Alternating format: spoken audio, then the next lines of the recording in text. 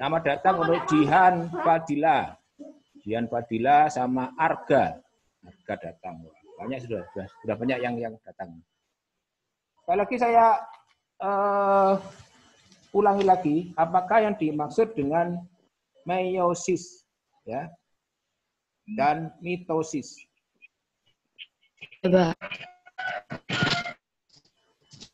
Kalau meiosis itu pembelahan secara tidak langsung. Jadi pembelahan sel dapat dibedakan menjadi dua, yaitu pembelahan secara langsung atau amitosis, serta pembelahan secara tidak langsung atau mitosis dan meiosis. Ini pengertian dari mitosis dan meiosis. Meiosis, pembelahan sel secara mitosis. Mitosis, pembelahan sel secara mitosis memiliki ciri sebagai berikut. Terjadi pada sel somatis, berlangsung dalam satu kali tahap pembelahan, menghasilkan dua sel anakan yang memiliki jumlah kromosom seperti induknya. Bertujuan untuk pertumbuhan dan regenerasi. Itu untuk mitosis. Sedangkan meiosis, pembelahan sel secara meiosis memiliki ciri sebagai berikut. Terjadi pada sel gamet, berlangsung dalam dua rangkaian tahap pembelahan, menghasilkan 4 sel anakan, bertujuan untuk membentuk sel kelamin gamet atau gametogenesis. Nah, itu pengertian dari mitosis dan meiosis. Kemudian saya lanjutkan untuk sel tadi. Ya. Untuk ini ada loh, bukan ini. Sorry.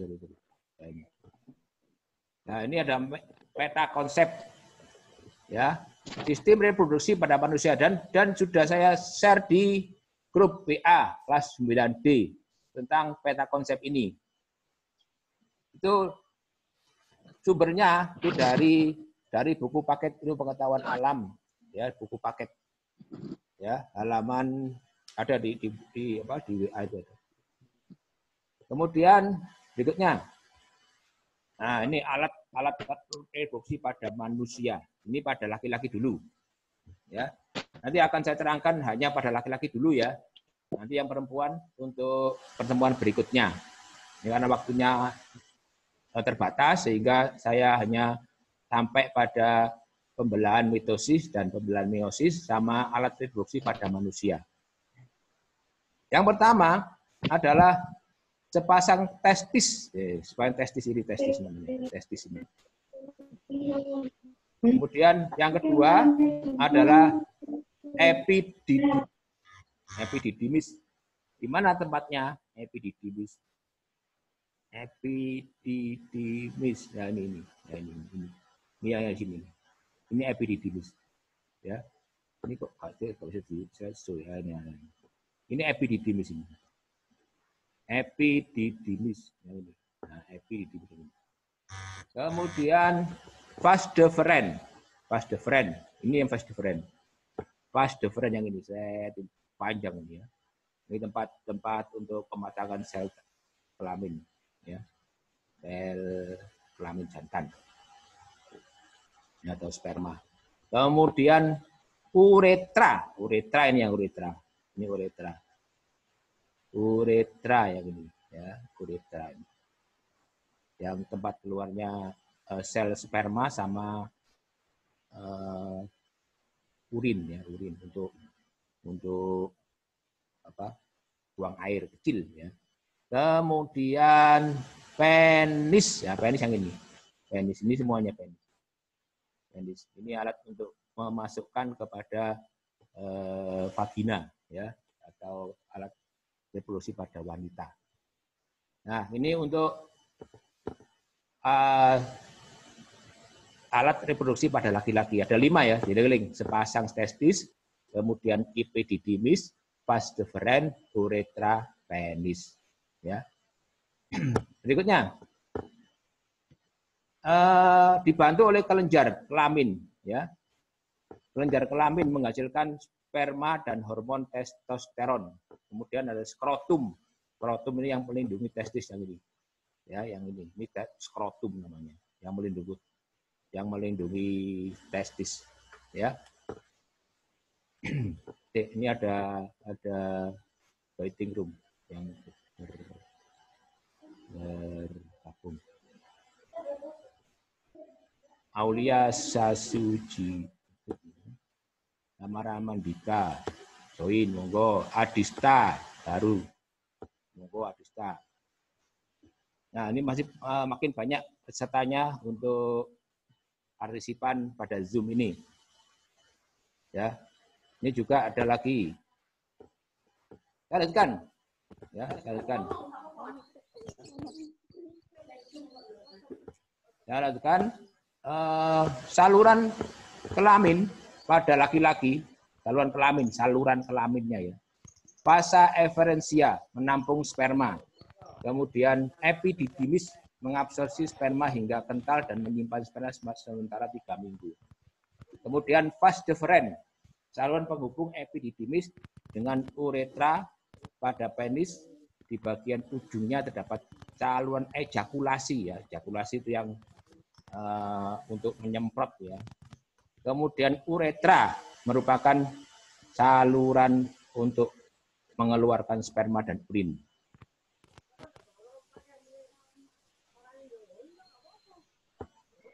Ya. Kemudian kelenjar tambahan fascicula seminalis, kemudian merupakan kantong semen mani yang dindingnya menghasilkan cairan lendir yang mengandung fruktosa. Asam askorbat dan asam amino sebagai makanan dan pelindung sperma sebelum membuai ovum. Semen atau mani adalah cairan yang terdiri dari sperma dan cairan yang dihasilkan oleh beberapa kelenjar. Bentuknya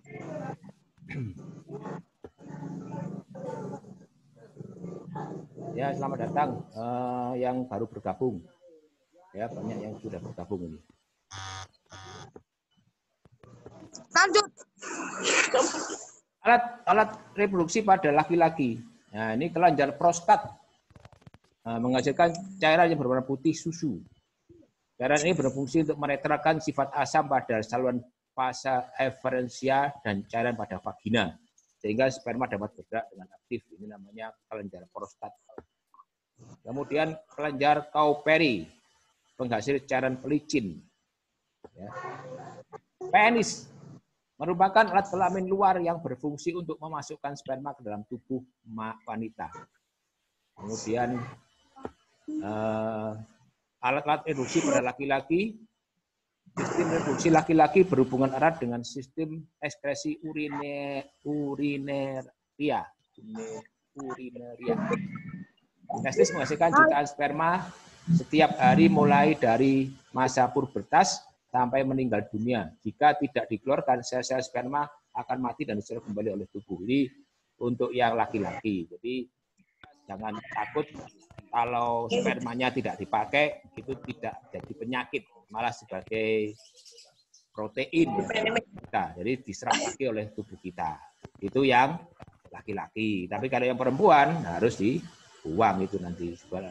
Ada waktunya dengan M itu. Ya. Ini untuk yang laki-laki. Nah, sebelum ke perempuan, ini ke laki-laki dulu. Jadi, waktunya 20 menit. Ini sudah jam 9 lebih 20 menit. Ya, pas nih ya. Nah, ini saya 10 menit ini untuk tanya jawab. Tanya jawab. Oh, enggak ya, kurang 10 menit lagi ya. Ya, saya kurang 10 menit lagi.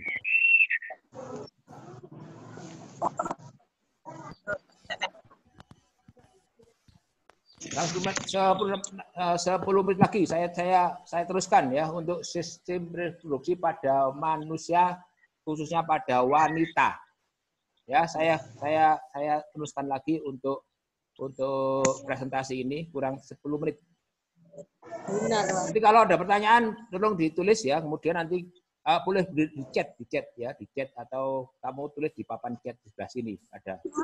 Kemudian kalau nanti saya beri apa namanya waktu untuk bertanya. Nanti kalian tunjukkan jari seperti ini. Nanti akan saya tunjuk siapa yang bertanya dan suaranya akan saya munculkan ke sini, ya.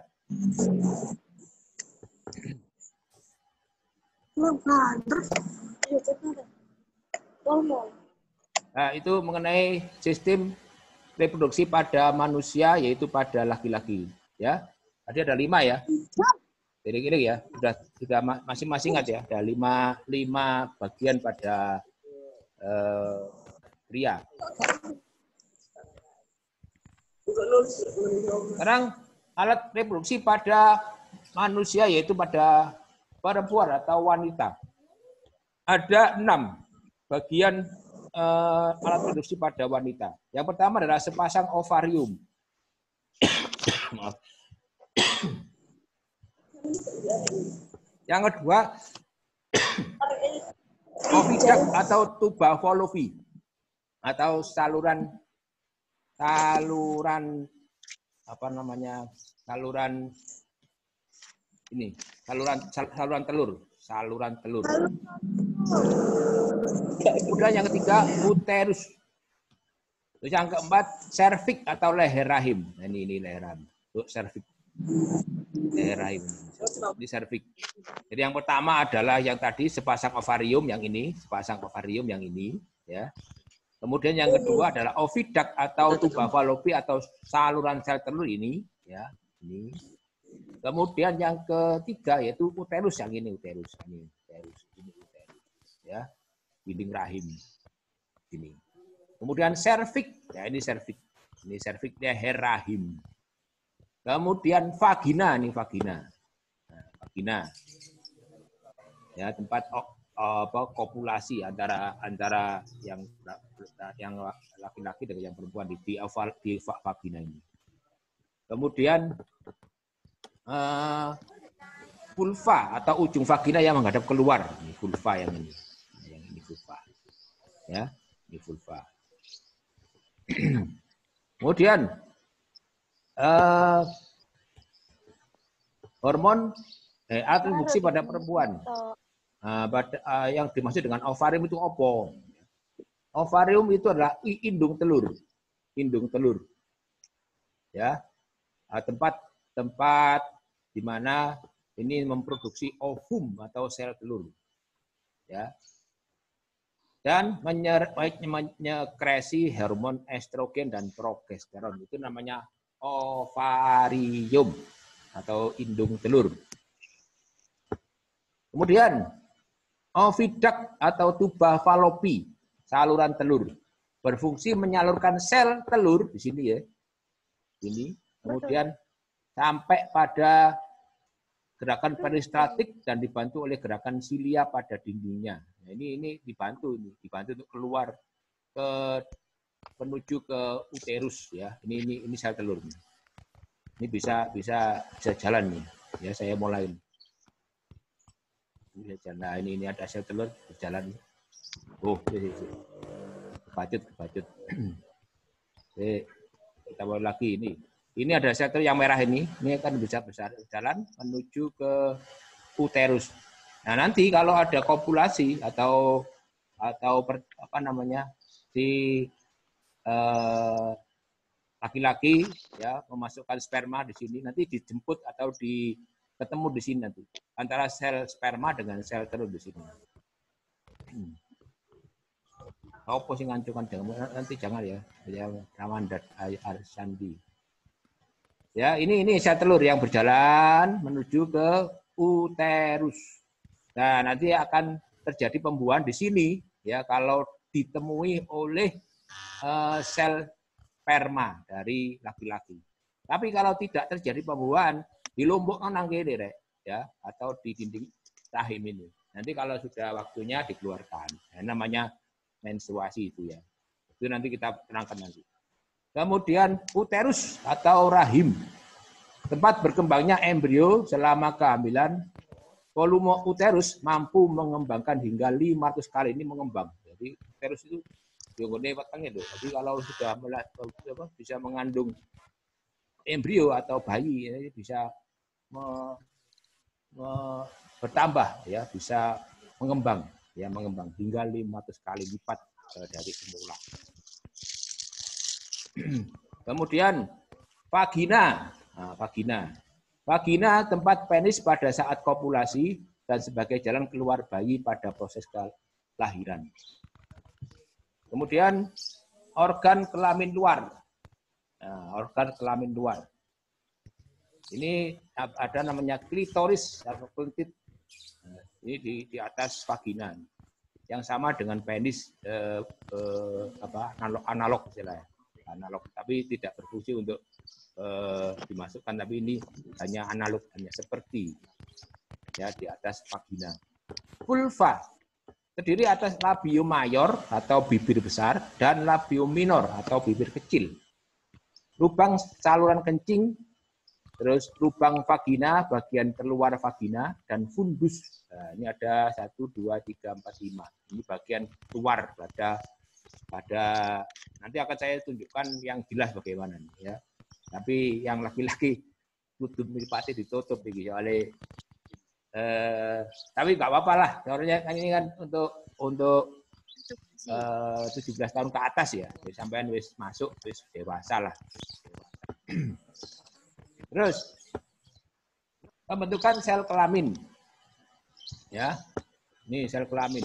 Nah, tadi sudah saya singgung untuk meiosis dan mitosis ya. Pembentukan sperma atau spermatogenesis ya.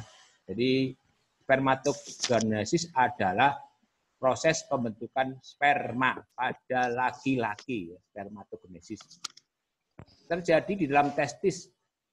Spermatogenesis bersifat diploid dan selalu membelah secara mitosis. Gila udah mitosis ini. Dan mitosis ini ya. Mitosis. Kemudian spermatogonium. Spermatogonium. Tuh. Kiki biru. Oh benar. Ya. Spermatogonium sifat diploid. Spermatogonium itu apa ya? Bakal atau apa? Ini sumber ya, atau yang mau jadi ya, yang namanya spermatogenesis, yang mau jadi sperma itu namanya spermatogonium atau bibitnya ini. Kemudian bersifat diploid dan selalu membelah diri secara mitosis, ya, mitosis sehingga berjumlah banyak. Sebagian spermatogonium membesar membentuk spermatosit primer. Kemudian spermatosit primer terus membelah diri secara meiosis. Nah, ini mitosis, ini meiosis. Beda ya. Membentuk spermatosis sekunder. Ya, jadi nek mitosis itu ketok belah ini, tapi nek meiosis di dalam itu berkembang tambah begitu. Ya. Jadi nggak kelihatan. Jadi ya dua-duanya nggak kelihatan kalau di dalam. Tapi secara apa ya, bisa dijelaskan gamblang itu ya seperti kalau kita membelah telur, jadi dua. Tapi kalau meiosis itu mitosis. Kalau meiosis di dalamnya itu berkembang dulu. Nah, di dalam itu meiosis. Kemudian spermatosis sekunder membelah diri kembali secara meiosis menjadi spermatid. Spermatid ini gambarnya ini, ya, spermatid. Kemudian spermatid berdiferensiasi menjadi sperma. Tiap-tiap sperma memiliki jumlah kromosom setengah dari jumlah kromosom spermatogonium. Nah, ini namanya pembentukan sel sperma untuk laki-laki. Kurang 1 menit. Laki-laki ya, ini gambarnya. Ya. Kemudian pembentukan sel kelamin pada wanita. Kurang 1 menit ya. Saya tambahi. Pembentukan ovum. Nah, ovum itu sel telur. Nek nanggone laki-laki tadi pembentukan sel sperma jenenge spermatogenesis. Ya. Tapi pada pembentukan sel telur atau ovum pada wanita namanya oogenesis. Ya. Namanya bagus ya, oogenesis. terjadi di dalam ovarium. Terjadi di ovarium.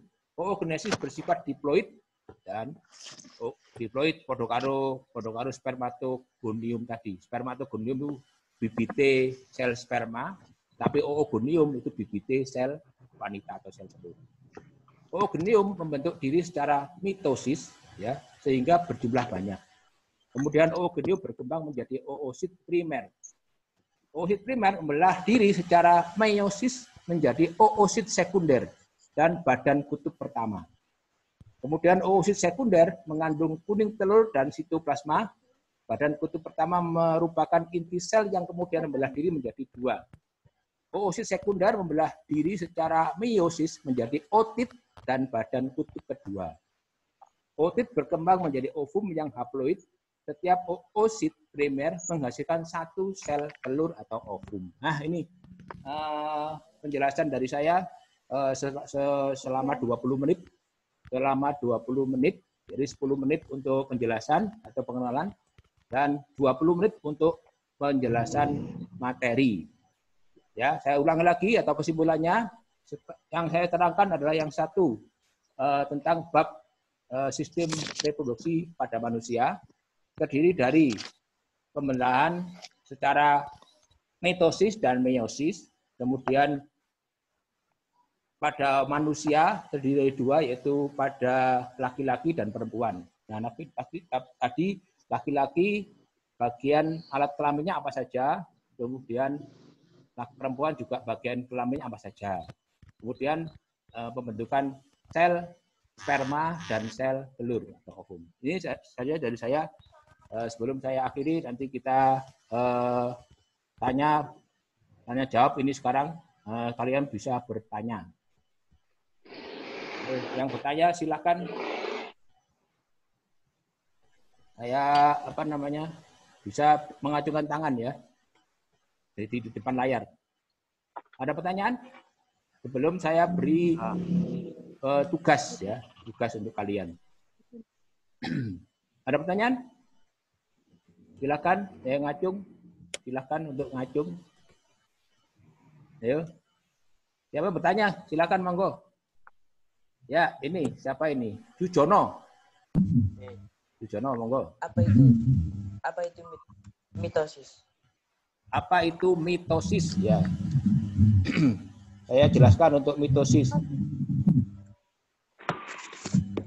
Pembelahan mitosis, boleh tulis, boleh di rumah notok, giling-giling ya. Pembelahan mitosis merupakan tipe pembelahan sel yang menghasilkan dua sel anakan yang mempunyai karakter identik secara genetik dengan sel induk. Artinya, kedua sel anakan yang terbentuk mempunyai susunan genetik yang sama dengan induknya, termasuk jumlah kromosom. Jika sel induk memiliki kromosom 2N atau diploid, ya, maka jumlah kromosom yang dimiliki oleh sel anakan juga 2N atau diploid. Misalnya, sel induk memiliki jumlah kromosom 23 pasang ya, atau 46 buah.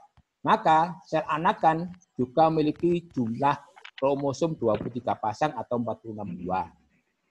Sel diploid adalah sel-sel yang kromosomnya dalam keadaan berpasangan, yaitu mitosis. Nah, terima kasih. Bagaimana? Siapa ini? Ayo. Sujono. Bagaimana? Jadi, saya ulangi lagi ya. Merupakan pembelahan sel yang menghasilkan dua sel anakan yang mempunyai karakter identik secara genetik dengan sel induk, secara singkat.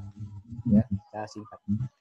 Saya ulangi. Merupakan tipe pembelahan sel yang menghasilkan dua sel anakan yang mempunyai karakter identik secara genetik dengan sel induk. Ada lagi yang bertanya? Silakan. Ya, ini siapa? Ini. Silakan. Fungsi dari uretra.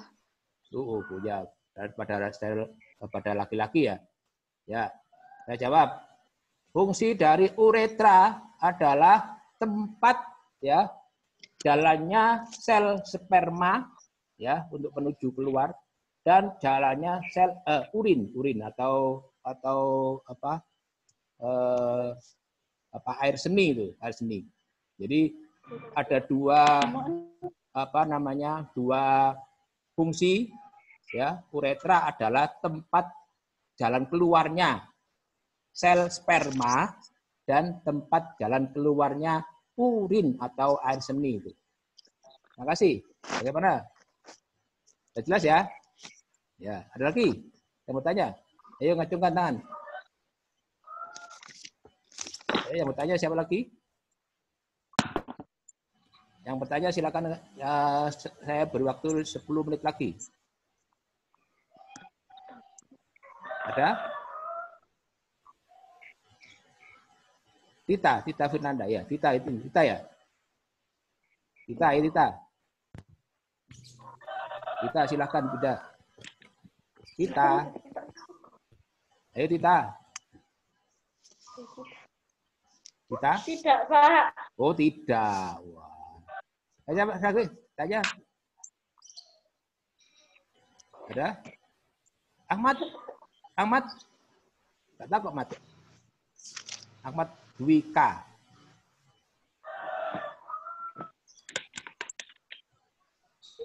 Kula Pak, kula lagi Pak.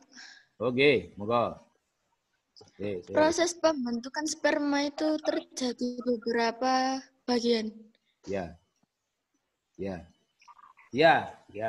Proses pembentukan sperma itu terdiri dari beberapa bagian. Benar. Tadi sudah saya share lagi ya. Saya share lagi nih. Oh, bukan ini. Ini. Wih, wapi. Ya, terdiri dari beberapa bagian. Yang pertama adalah Gonium namanya ya, spermatogonium. Ada, nah ini. Oh, ini. Bawah dulu tadi. Spermatogonium ini. Ini spermatogonium. Ya. Kelihatan ya?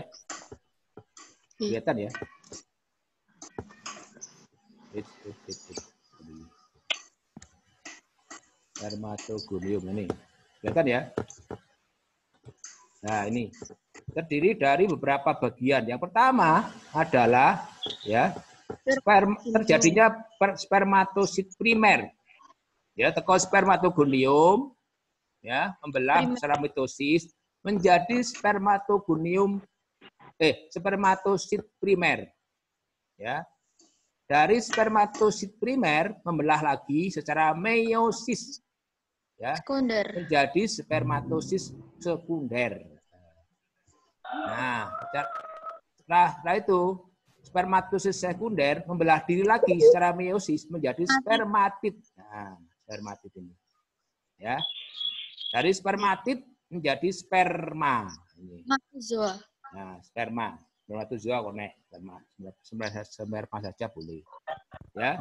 Jadi ada beberapa tahap ya. Yang pertama adalah spermatogonium, kedua adalah spermatosit primer, ketiga adalah spermatosit sekunder, dan yang keempat adalah spermatid.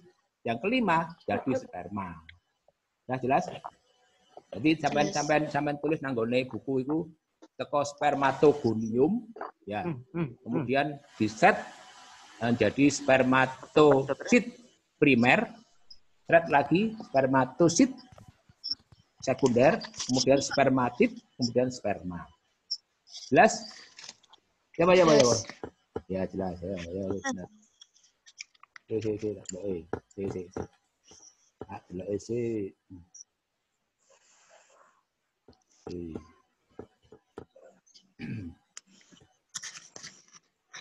Niki primer membelah jadi sekunder, terus menjadi matid, terus jadi sperma. Ya. Kita tutup sih. Biar masuk lagi. Ya, Pak. Ulangi. Niki spermatogonium Ginium, terus membelah jadi primer. Ya, spermatosit primer. Terus sekunder. Ya. Spermatid. Jadi mati. Ya. Terus jadi sperma. Sperma. Benar, benar. Ayo, pintar ya. Benar. Status untuk apa ini Rahmanda? Apa namanya? Vanessa. Vanessa ya, Vanessa. Ya, Vanessa. Sorry. Ada lagi yang bertanya? Bagus. Dari bertanya? Kurang 1 menit. Udah ya. Ini waktunya habis 9.40 karena kasihan pada HP-mu. Nanti panas kalau terlalu lama. Saya dibatasi sampai 9.45. Ini sudah habis waktunya 9.40. Sekian dari saya. Mudah-mudahan hal ini menarik untuk kalian semuanya, ya, menjadi pembelajaran yang benar-benar baru, ya, dan teringat di benak kalian masing-masing. Amin ya robbal alamin. Saya akhiri. Ya, sebelumnya kita foto dulu ya. Nanti difoto dulu. Ini ada beberapa siswa. Ada? Difoto enggak? Difoto di sini. Ya. Aduh. Ayo siapa itu sing tanya iki? Ngacung. Ngacung siapa tanya iki? Siapa tanya ngacung? Pak Kula. Oh, iki ya. Ayo. Apa? Kalau pelajaran IPA pakai aplikasi Zoom lagi dah, Pak? Iya. Dilu ae 30 menit paling suwe ya. Oke. Iku gentenge tok ketokno wonge ndi wonge. Ayo, nisor. Hilang. Nisor langsung. Gentenge ndi? Wah, pinter ngono sih cantik ngono lho. Ayo. Mau gentenge di syuting. Dah, kita apa namanya? Ada beberapa siswa yang masuk nih saya foto dulu. Kok gak ono gambar iki. Ora. Nah, ini sudah kelihatan. Saya ingin foto dulu.